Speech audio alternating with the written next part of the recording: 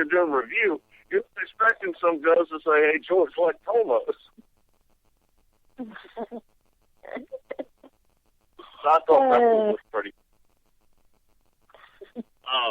I'll give you another funny story. We were at Sloss Furnaces here in Birmingham, and I had a bunch of we were having an event there, and I had this big burly football player that played football at Auburn, and before we went in, he was talking so much smack. I ain't scared of nothing. There ain't nothing gonna get me in here.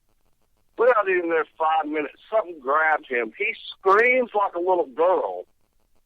It was a high-pitched scream. It sounded like a girl screaming. I was laughing so hard. All I saw of him was elbows falling back to his car. Sideways up the parking lot, he was gone.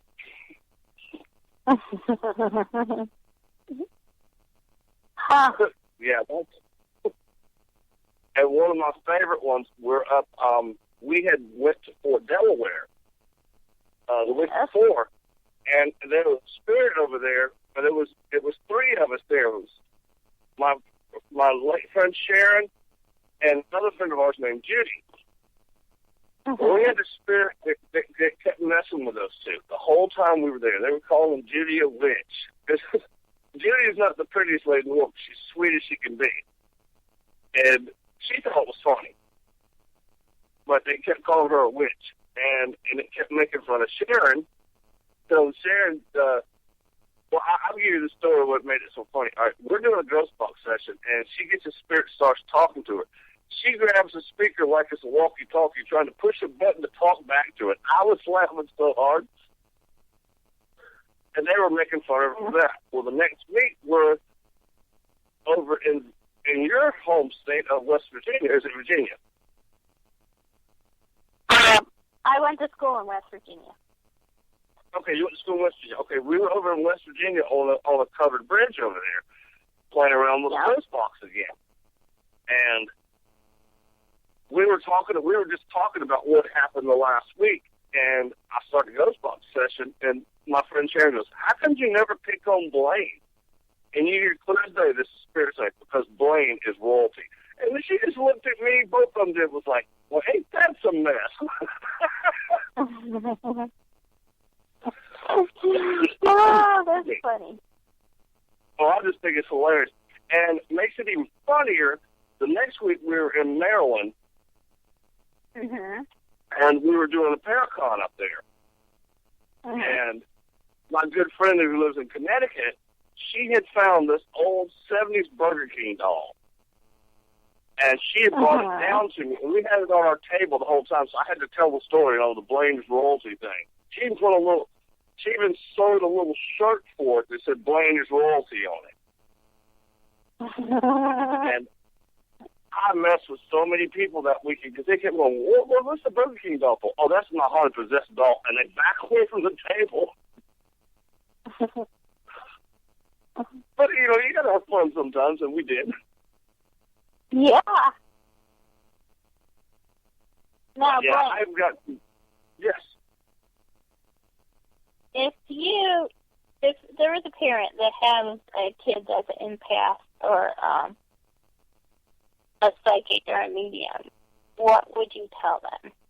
What advice would you give? Okay, first of all, do not be afraid of your gifts, because if you're an empath or a medium, you have so much protection around you that you don't need to be scared. Talk to them, and I tell them, I said, look, talk to them like you would your friends. Talk to them like you would your mom or your dad or your cousins. They were people. And most of the time, they're not there to hurt you. They come to you because you're like a beacon of light. You're like a moth to a flame. Right. You just go and enjoy it and have conversations with the spirits. Because a lot of times, what they want is just somebody to recognize that they're there. Right. I agree. I agree. And I think, go ahead. Go ahead, Tim. Ladies first. I was scared of my abilities, and I shut it down for a while. I blocked it out for a long time, because I had some extreme hauntings as a teenager. And so when I became in my 20s, a young adult, I blocked out a lot of it. So, and I was scared of it. Yeah, most people are.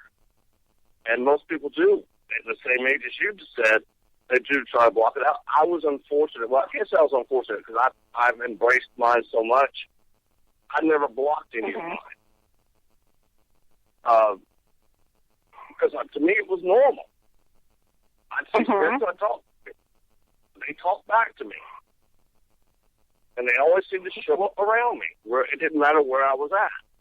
So I thought it was normal. I thought, for the longest time, I thought everybody could do that. I didn't know it was a special gift that was given to me. And it is a gift. Yeah. Now, some of the stuff with empath, that's a little difficult sometimes. Because I know one time me and my wife were in Helen, Georgia, and we were sitting at a restaurant in there. It's an old building, and as soon as I sat down, I got bombarded probably by 40, 45 spirits at one time, wanting to let me know what was wrong with it. I was feeling like somebody stabbed me in the back, somebody hit me in the head, like I was pregnant and giving birth.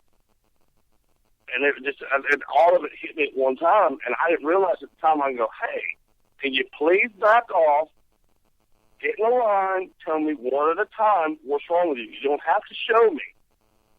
I can hear you. I can see you. And I started using that method, and it started working. But that was the most that ever hit me at one time. Now, I get one or two of them here, one or two of them there. But that place in Helen, Georgia, come to find out, I asked the lady when we left this. My wife said my face turned different shades. She said it turned different shapes. It didn't look like your face. Because they were all trying to get me at one time. Tell me what was wrong with them, or show me what was wrong with them, actually. And I finally got up there, and I told my wife, I says, I can't stay here no more.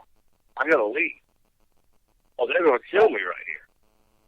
And so we asked the lady when we paid for dinner, I said, ma'am, what did this place used to be? She said, oh, it was the old hospital back in the teens, 20s, and 30s. Like, well, there I go.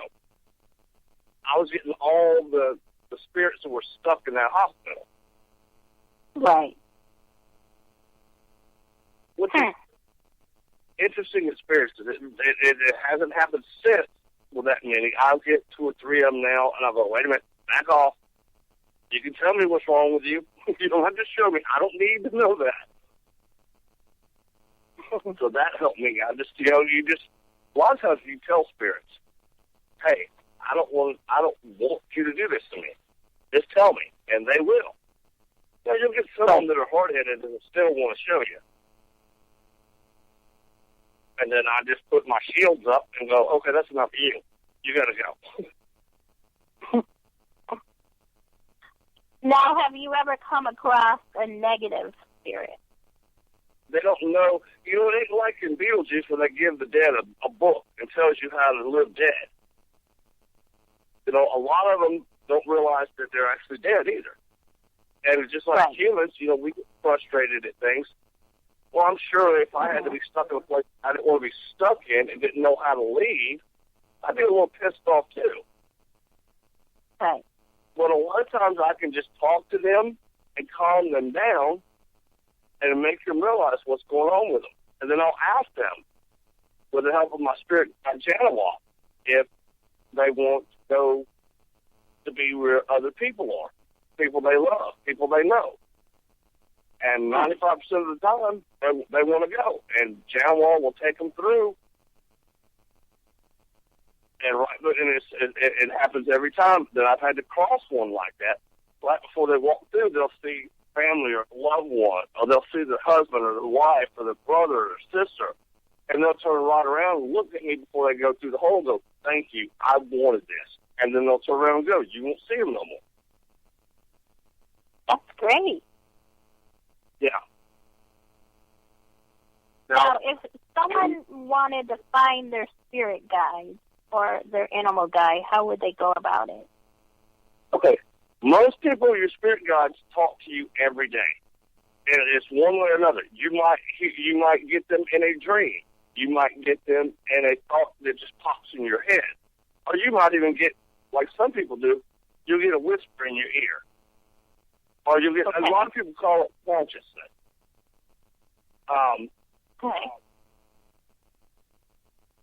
But all you got to do is ask. Your spirit guides are there. And I've had so many people go, well, I can't hear them. I said, well, they can hear you. But right now, because you've got that block like you had, you put that block on until you release that block and don't think about it, just let it happen. That's when you'll start hearing your guides. Okay. And when you do, and this is advice I give everyone, when you do hear your spirit guides, do what they tell you to do. Don't go against them. Yeah. It's even as hard as it is for you to think, I can't do that, do it. Because the first time that you don't listen to them, it'll mess you up. And their job is not to lie to you. Their job is to guide you and to help you make the right decisions, to make the right choices. That's what they're there for. So listen to them. I have 7 of them. And they came to me in a dream one time. So. One of them that you have, her name is Martha. Very sweet lady. Yeah, that's what I've been told. Very sweet lady. Sometimes around her, you might get the smell of like baked goods, like cookies or bread. Yes, I do. Yeah. That's the way she's letting you know she's there. Oh, interesting. Yeah. Is she one of my past relatives, or is she someone that she chose you? She chose you when you were born. Oh, okay. She had a choice of any person in the world that she wanted to be a guide for, and she chose you. Wow. That's great. Yeah. She's an older woman, right? Yeah, she's probably about 60, 65. Yeah. I mean, she just comes off as grandma. Yeah, she came to me in a dream and showed me my 7 other guides one time. That's cool. Yeah. And you know, and people that do get their spirit guides through dreams, if you keep a dream journal, if you can remember what you dreamt, write it down. Because, now one thing I'll give you about spirit guides, sometimes they're not direct. Sometimes they like to hem-haw around stuff, like Janet on mine. Back in my younger days with her, she would be like, okay, his name is John. And you're like, okay, John who? And then a week later she'd go, his name is John Smith. He was born 1865, blah, blah, blah, blah. Yeah, they don't like to be direct sometimes. Okay. They like to play games. Yeah, my spirit guides showed themselves in the ground. So I only saw the half bodies. So I only saw half bodies of them. They were like buried in the ground. Like a flower. When they came to me. So. Yeah. They'll do that sometimes. And then at other times they'll give you full details right off the bat. But they do. They like to be cryptic. They like to... Sometimes I think they want to make you think. Oh, okay. Because you'll dwell on it. It's like, okay, his name is John. Okay, John who? John what? Do I know a John?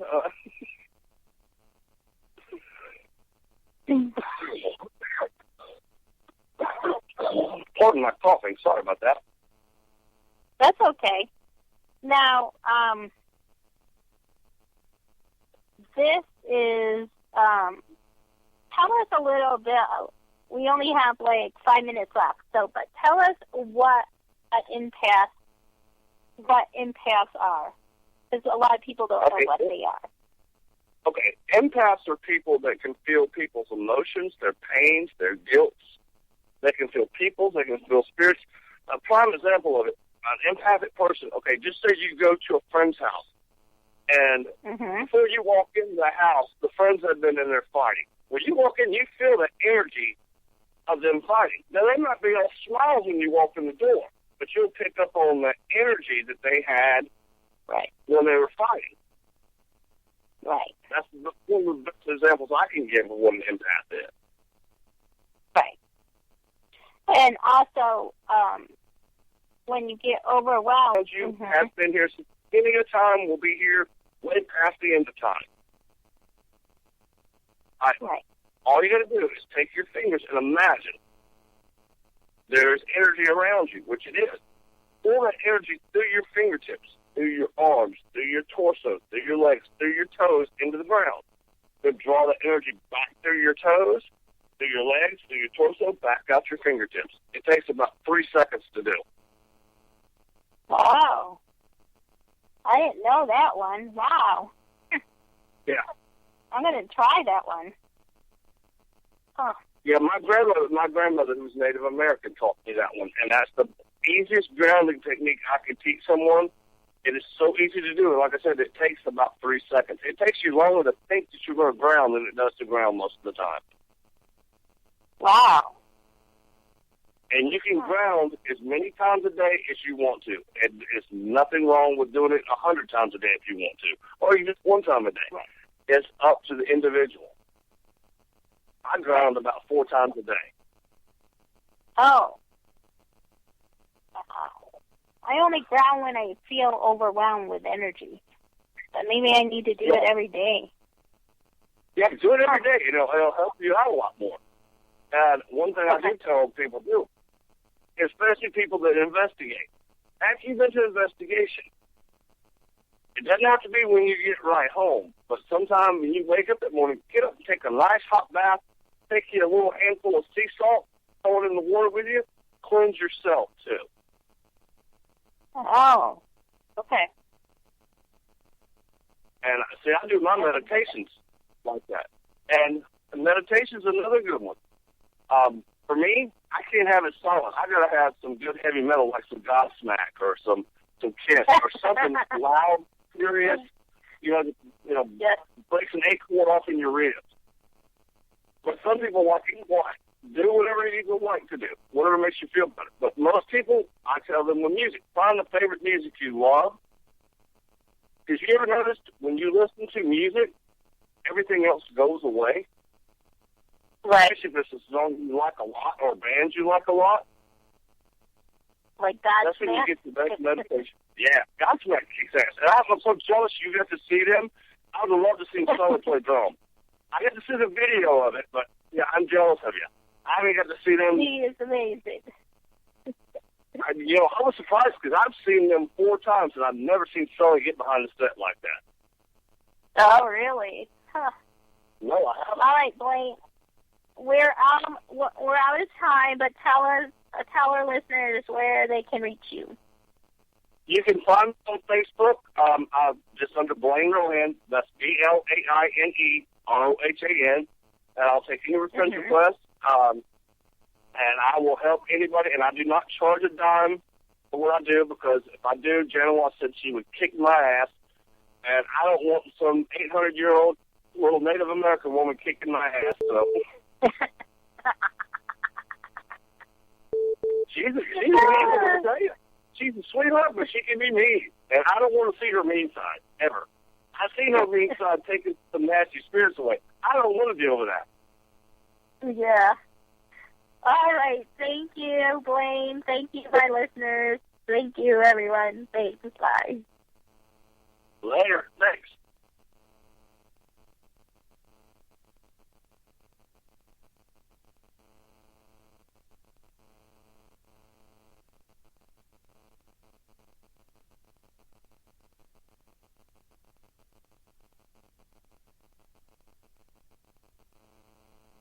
Thank you for using Blog Talk Radio. Goodbye.